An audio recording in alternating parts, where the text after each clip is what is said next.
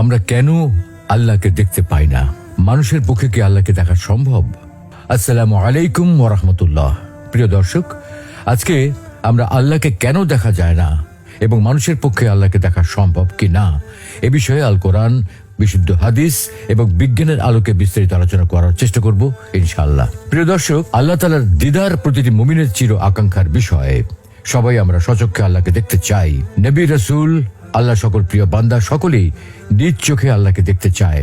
যে আল্লাহর জন্য এত সিজদা, এত আনুগত্য, এত ভালোবাসা, সেই আল্লাহকে না দেখতে চায় কে? তাই মুসা আলাইহিস সালাম নিজ চোখে আল্লাহকে একটি বার দেখার আকুতি জানিয়েছিলেন। কিন্তু মুসা আলাইহিস সালামের মতো জলিলুল কদর রাসূলের পক্ষে আল্লাহকে দেখা সম্ভব হয়নি। আমাদের প্রিয় নবী মুহাম্মদ সাল্লাল্লাহু আলাইহি ওয়াসাল্লামের অন্তরেও আল্লাহকে দেখার ভীষণ আকুতি ছিল, কিন্তু সাইয়্যিদুল আম্বিয়ার পক্ষেও আল্লাহকে দেখা সম্ভব হয়নি। বস্তুত দুনিয়াতে কারো পক্ষেই আল্লাহকে দেখা সম্ভব নয়।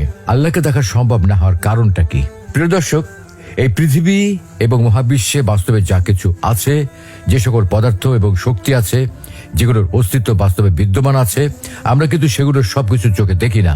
অথচ সেগুলো বাস্তব সত্য এবং সেগুলোর উপস্থিতির কারণে আমাদের শরীর ও জীবন নানাভাবে প্রভাবিত হয়।